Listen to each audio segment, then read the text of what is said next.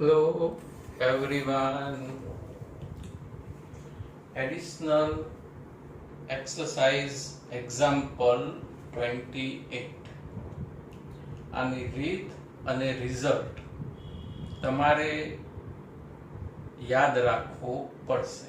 Result અન્ય MCQ માટે યાદ રાખવું પડશે. દર્શાવો કે સમાંતર પ્લેટ કેપેસિટરની દરેક પ્લેટ પર લાગતું બળનું મૂલ્ય 1/2 QE છે, જ્યાં Q કેપેસિટર પરનો વિદ્યુતભાર, E પ્લેટ વચ્ચેના વિદ્યુત ક્ષેત્રનું મૂલ્ય અને અહીં અવયવ 1/2 કેવી રીતે આવે છે તે સમજાવો. એટલે વિદ્યાર્થી મિત્રો, સમાંતર પ્લેટ કેપેસિટર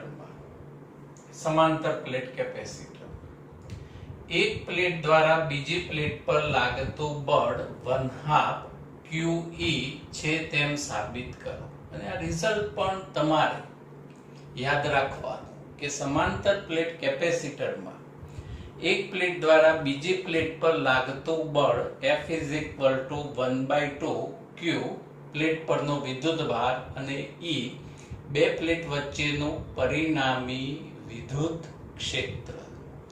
રીત આની સમજીએ. સમાંતર પ્લેટ કેપેસિટર પ્લસ Q વિદ્યુતભાર માઇનસ Q વિદ્યુતભાર, એક પ્લેટનું વિદ્યુત ક્ષેત્ર ધનનું બહારની તરફ σ/2ε0 અને માઇનસ Q વિદ્યુતભારનું વિદ્યુત ક્ષેત્ર ઋણ વિદ્યુતભાર તરફ σ/2ε0 અને એક જ દિશા હોવાથી બંનેનો સરવાળો એટલે પરિણામી વિદ્યુત ક્ષેત્ર σ/ε0 ધનથી ઋણ તરફ. હવે કેપેસિટરની બે પ્લેટ વચ્ચે પરિણામી વિદ્યુત ક્ષેત્ર E = σ/ε0 પરિણામ 1. પરંતુ બટ કેપેસિટરની એક જ પ્લેટ દ્વારા ઉદ્ભવતું વિદ્યુત ક્ષેત્ર, વિદ્યાર્થી મિત્રો, એક જ પ્લેટ દ્વારા ઉદ્ભવતું વિદ્યુત ક્ષેત્ર EDAX = σ/2ε0. Result number 2. હવે આ વિદ્યુત ક્ષેત્રમાં વિદ્યાર્થી મિત્રો, આ એક જ વિદ્યુત ક્ષેત્ર આપણે ધ્યાનમાં લઈએ, એક પ્લેટ દ્વારા ઉદ્ભવતું વિદ્યુત ક્ષેત્ર. હવે આ વિદ્યુત ક્ષેત્રમાં બીજી પ્લેટ પર રહેલા Q વિદ્યુતભાર પર લાગતું બળ, ઋણ નિશાની ધ્યાનમાં લેવાની નથી, ફક્ત મૂલ્ય. એટલે આ વિદ્યુત ક્ષેત્રમાં, એટલે એક પ્લેટના વિદ્યુત ક્ષેત્રમાં બીજી પ્લેટના વિદ્યુતભાર Q પર લાગતું બળ જે આપણે શોધવાનું છે.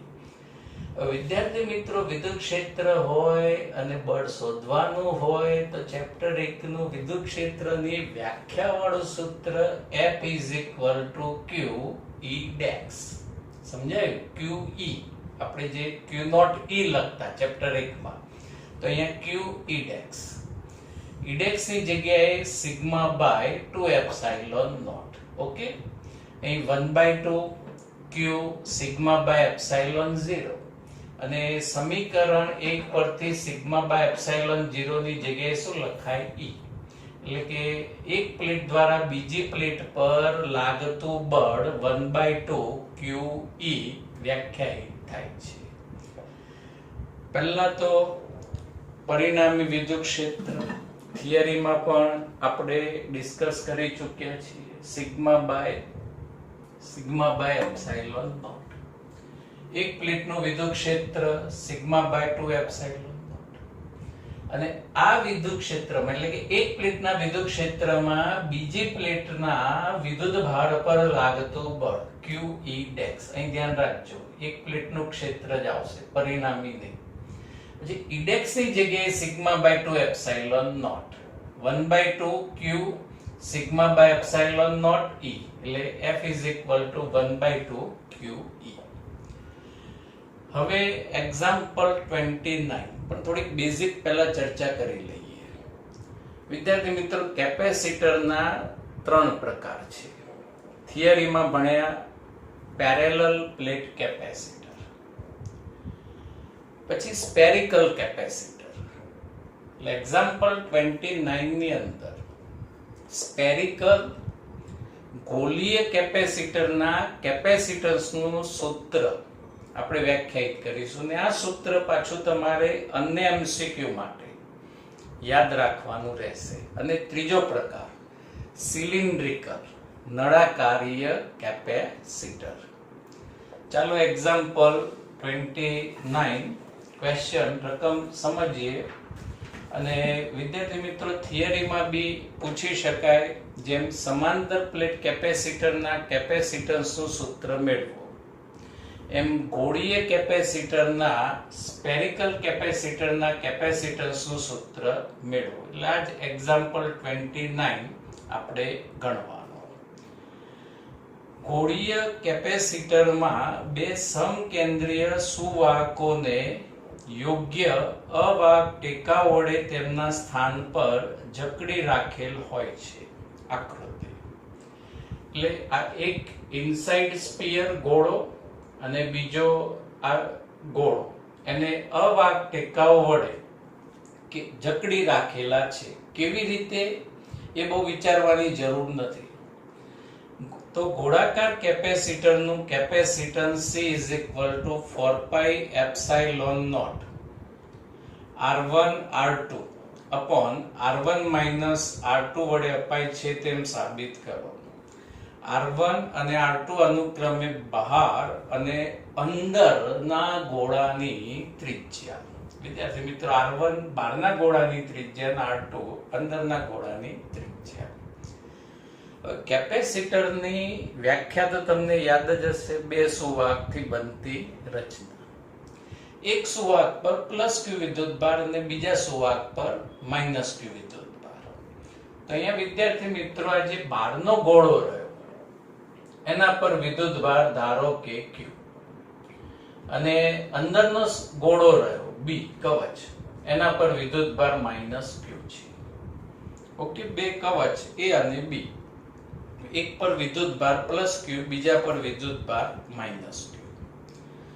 હવે કવચ એ પર વિદ્યુત સ્થિતિમાં વિદ્યાર્થી મિત્રો, થોડીક વાર માટે અહીં કવચ એ પર તમારે ઊભા રહેવાનું રહેશે. પડી નહીં જાઓ, ચિંતા નહીં કરતા. હવે આ કવચ એ પર તમારે કુલ વિદ્યુત સ્થિતિમાન શોધવાનું. એટલે પહેલા જ આપણે લખીએ V, કવચ એ પરનું વિદ્યુત સ્થિતિમાન. હવે પહેલા તો આ જે એક કવચ રહ્યું એના પરનો વિદ્યુતભાર આવશે Q. ઓકે, એટલે અહીંયા લખ્યું કે Q અને ત્રિજ્યા R1. કવચ A નું એની સપાટી પર મળતું વિદ્યુત સ્થિતિમાન સમજાય. પછી તમારે અહીંયા ઓબ્ઝર્વેશન કરવાનું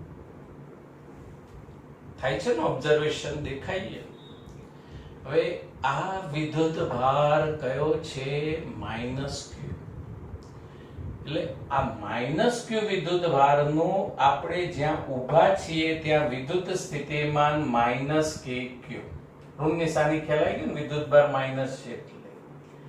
હવે આપણે ઊભા છીએ ત્યાં આ વિદ્યુત ભારનું સ્થિતિમાન એટલે કવચનો બહારનો ભાગ થાય. એટલે આ બિંદુનું કેન્દ્રથી અંતર એટલે R1 જ આવશે, એટલે માઇનસ KQ બાય R1. બે પદ લખ્યા, એકવાર ફરી સમજજો. કવચ એ પરનું કુલ વિદ્યુત સ્થિતિમાન VA. હવે કવચ એ પર તમારે આ રીતે ડોટ અને આવો એક નાનો બાબલો ઢીંગલો દોરી દેવાનો. પછી બે વિદ્યુતભાર વિચારવાના કે પહેલા વિદ્યુતભાર પ્લસ Q, એટલે અહીંયા સ્થિતિમાન આવશે K કેપિટલ Q અને આની ત્રિજ્યા આવશે R1. પછી જોવાનો આ ઋણ વિદ્યુતભાર, નેગેટિવ ચાર્જ, એટલે માઇનસ KQ. અને આ જે કવચ બી નો બહારનો ભાગ થયો અને યાદ હોય તો બહારના ભાગમાં વિદ્યુત સ્થિતિમાન બિંદુવત વિદ્યુત ભારના જેવું એટલે KQ બાય R. એટલે અહીંયા KQ અને અંતર કેન્દ્રથી જે તે બિંદુનું અંતર આવશે એટલે ઉતાવળથી R2 લખી દેતા નહીં, R1 એટલે બાદબાકી 0 એટલે એક કવચ પર વિદ્યુત સ્થિતિમાન 0. હવે કવચ B પર કુલ વિદ્યુત સ્થિતિમાન. હવે આ ઢીંગલાને કવચ B પર લાવી દેવાનું એટલે આપણું બધું ધ્યાન કવચ B પર. હવે કવચ B પરનું સ્થિતિમાન VB. Okay, VB. હવે તમારે ઉપર ધન વિદ્યુતભાર જોવાનો, ઉપરનો ધન એટલે KQ. હવે આ એ કવચનો કયો ભાગ થયો? ઇનસાઇડ ભાગ થયો. અને યાદ હોય તો થિયરીમાં શું કહેલું કે કવચના ઇનસાઇડ અંદરના ભાગમાં દરેક બિંદુએ વિદ્યુત સ્થિતિમાનનું મૂલ્ય સમાન અને આ મૂલ્ય પૃષ્ઠ પરના બિંદુના સ્થિતિમાનના જેટલું હોય. તો અહીંયા ધન વિદ્યુત ભારનું સ્થિતિમાન KQ બાય R1 પૃષ્ઠ પરના બિંદુના સ્થિતિમાનના જેટલું. હવે આ ઢીંગલો જોશે -Q વિદ્યુત ભાર એટલે -KQ. અને વિદ્યાર્થી મિત્રો કવચ B ની સપાટી પર વિદ્યુત સ્થિતિમાન છે એટલે અહીંયા આવશે R2. ઋણ વિદ્યુત ભારનું કેન્દ્રથી અંતર આવશે R2. KQ સામાન્ય કૌંસમાં શું રહેશે? Bracket 1/R1 -1/R2. લસા લઈ લઈએ તો R2 -R1/R1 into R2. આપણે કેપેસિટન્સ શોધવાનું છે. હવે વિદ્યુત સ્થિતિમાનનો તફાવત, potential difference, V is equal to VA minus VB. 0 minus VB KQ bracket R2 minus R1 upon R1 into R2. એટલે આ ઋણ નિશાની જતી રહી અંદર કૌંસમાં. તો ઋણ નિશાની અંદર જતી રહી તો આ માઇનસ પ્લસ થઈ જશે, પ્લસ માઇનસ એટલે KQ bracket R1 minus R2 upon R1 into R2. હવે આ વિદ્યુત સ્થિતિમાન V આપણે સાબિત કર્યું. અહીંથી કેપેસિટન્સ લાવવું છે વિદ્યાર્થી મિત્રો. તો યાદ હોય તો કેપેસિટરની ફર્સ્ટ થિયરીમાં C બરાબર સૂત્ર આવતું Q by V. તો અહીંયા પદ ગોઠવી કાઢીએ Q by V. એટલે અહીંયા K ની જગ્યાએ 1/4πε0 K ની જગ્યાએ 1/4πε0 ને હવે પદ ગોઠવીએ Q by V એટલે 4πε0 R1 R2 upon R1 minus R2 અને Q by V એટલે કેપેસિટન્સ C. એટલે capacitance C is equal to આપણું રિઝલ્ટ સાબિત થઈ ગયું 4πε0 R1 R2 upon R1 minus R2. અને 4πε0 ની જગ્યાએ બાળકો શું લખી શકાય? 1/K. એટલે આ રિઝલ્ટ બી આ રીતે યાદ રાખી શકાય R1 R2 upon K bracket R1 minus R2. તો વિદ્યાર્થી મિત્રો સ્પેરિકલ કેપેસિટરના કેપેસિટન્સનું સૂત્ર કેવી રીતે યાદ રાખશો? ઉપર ત્રિજ્યાઓનો ગુણાકાર R1 R2 છેદમાં K કૌંસમાં મોટી ત્રિજ્યા માઇનસ નાની ત્રિજ્યા K કૌંસમાં R1 બિગર મોટી ત્રિજ્યા માઇનસ R2 નાની ત્રિજ્યા. જેમ આપણે સમાંતર પ્લેટ કેપેસિટરના કેપેસિટન્સનું સૂત્ર ε0A/d એમ અહીંયા પણ સ્પેરિકલ કેપેસિટરના કેપેસિટન્સનું સૂત્ર શું આવશે? ત્રિજ્યાઓનો ગુણાકાર R1 R2 upon K સમપ્રમાણતાનો અચળાંક અને બ્રેકેટ મોટી ત્રિજ્યા માઇનસ નાની ત્રિજ્યા R1 minus R2. આ રીતે સૂત્ર આપણે યાદ રાખવાનું. નેક્સ્ટ એક્ઝામ્પલ 30, જેનો થિયરિકલ કોન્સેપ્ટ આપણે સ્ટડી કરવાનો બાકી છે. ચેપ્ટરની લાસ્ટ થિયરી બાકી છે. 31 જે કમ્પ્લીટલી થિયરિકલ કોન્સેપ્ટ છે. તમે પેમ્પલેટ્સમાંથી ક્વેશ્ચન અને આન્સર વાંચજો અને કોઈ ડાઉટ્સ ડિફિકલ્ટી હોય તો મને કોલ અથવા મેસેજ કરજો. હવે એક્ઝામ્પલ 32. હવે આપણે કેપેસિટરનો ત્રીજો પ્રકાર સિલિન્ડ્રિકલ નળાકાર કેપેસિટર. હવે નળાકાર કેપેસિટરના કેપેસિટન્સના સૂત્રની સાબિતી આપણને થિયરીમાં કે કોઈ એક્ઝામ્પલની અંદર આપી નથી. એટલે આપણે સૂત્ર વિદ્યાર્થી મિત્રો ડાયરેક્ટ યાદ રાખીશું. સિલિન્ડ્રિકલ કેપેસિટર માટે C is equal to 2 pi epsilon naught L, લંબાઈ ln R1 upon R2. સૂત્ર કેવી યાદ રાખશો?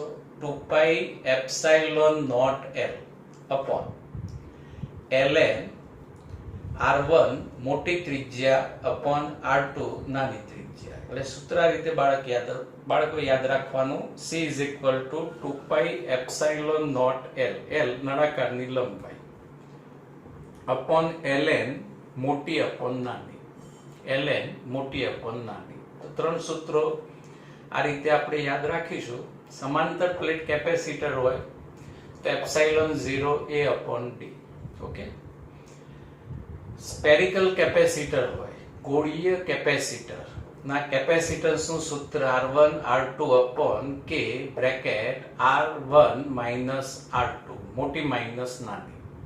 અને સિલિન્ડ્રિકલ નળાકારીય કેપેસિટરના કેપેસિટન્સ નું સૂત્ર 2 pi epsilon 0 L upon ln E base log ln R મોટી upon R નાની. ક્વેશ્ચન આ રીતે આપ્યું છે. એક નળાકાર કેપેસિટરમાં બે સમઅક્ષીય નળાકારોની લંબાઈ 15 સેન્ટીમીટર છે. બે સમઅક્ષીય નળાકારોની લંબાઈ L is equal to 15 centimetre છે અને કિંમત આપણે એને મીટરમાં કન્વર્ટ કરીએ. 15 into 10⁻⁻² મીટર. પછી ત્રિજ્યાઓ અનુક્રમે 1.5 સેમી અને 1.4 સેમી છે.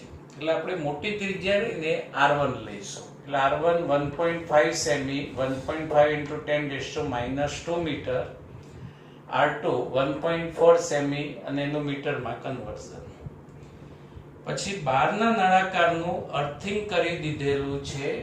એટલે આવી ભૂમિતિ વિચારાયાનું જમીન સાથે કનેક્શન અર્થિંગ છે અને અંદરના નળાકાર પર 3.5 મ્યુસી વિદ્યુતભાર આપેલો છે. આ જે ઇનસાઇડ નો જે સિલિન્ડર રહ્યો એના પર વિદ્યુતભાર 3.5 માઇક્રોકુલમ છે. તો તંત્રનું કેપેસિટન્સ શોધો અને અંદરના નળાકારનું વિદ્યુત સ્થિતિમાન શોધો. છેડા પરની અસરોને અવગણો. એટલે અહીંયા એન્ડ પોઈન્ટ ઉપર જે ઇલેક્ટ્રિક ફિલ્ડ હોય, વિદ્યુત ક્ષેત્ર, એની અસર અવગણવાની છે. તો પહેલા આપણે વિદ્યાર્થી મિત્રો આવી ઇન્ફોર્મેશન લખી કાઢી. સૂત્ર આપણને હવે યાદ રહી ગયું છે. 2 pi epsilon 0 L ln R1 by R2. હવે ગણતરીની સરળતા માટે ઉપર નીચે બે વડે ગુણી દો. તો ઉપર શું થઈ જશે?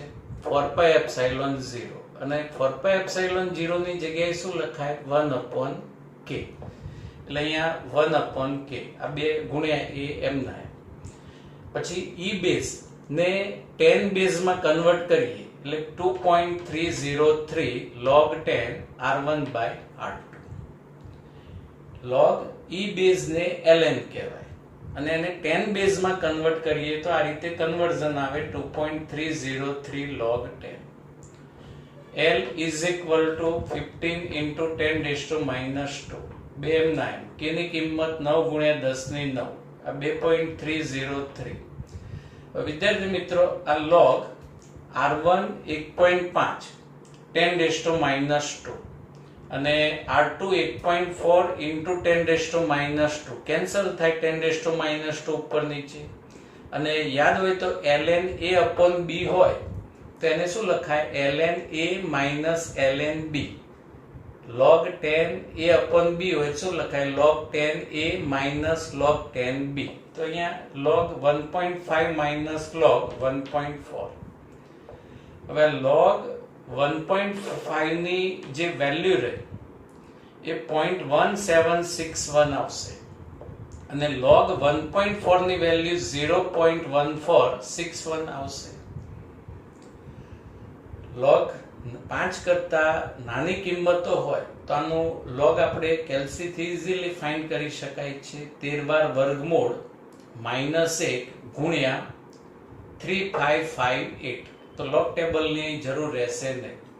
હવે સાદુરૂપ આપીશું તો 1.2 into 10⁻10 ફેરાડ કેપેસિટન્સ. હવે વિદ્યુત સ્થિતિમાન પણ કહ્યું છે, અંદરના કવચનું વિદ્યુત સ્થિતિમાન. એટલે અહીંયા potential difference is equal to Q by C. સૂત્ર C is equal to Q by V પરથી V is equal to Q by C. Q વિદ્યુત ભાર 3.5 into 10⁻6. C કેપેસિટન્સ 1.2 into 10⁻10, અને આનું સાદુરૂપ આવશે 2.9 ગુણ્યા 10⁴ વોલ્ટ. ખ્યાલ આવી ગયો વિદ્યાર્થી મિત્રો? તો જો આપણે log શોધવું હોય, કોઈ પણ કિંમતનું log શોધવું હોય તો કેલ્સીમાં પહેલા ધારો કે 2 નું log શોધવું છે તો 2 લખી કાઢવાના. પછી વર્ગમૂળની જે સ્વિચ રહે એ 13 વખત આપણે પ્રેસ કરવાની, 13 ટાઈમ્સ. પછી -1 ગુણ્યા 3558 કરવાના. તો જો અહીંયા આપણે 2 લીધું હશે તો એનો log 0.3010 આપવો જોઈએ, 0.3010 આપવું જોઈએ. એટલે એ જ રીતે તમે 1.5 લખવાનું, 13 ટાઈમ્સ સ્ક્વેર રૂટની સ્વિચ પ્રેસ કરવાની, પછી -1 ગુણ્યા 3558, એટલે આ રીતે 0.1761 વેલ્યુ આવી જશે. અને એ જ રીતે 1.4 ની પણ કિંમત શોધવાની. ખ્યાલ આવી ગયો? Okay, thank you, have a nice day.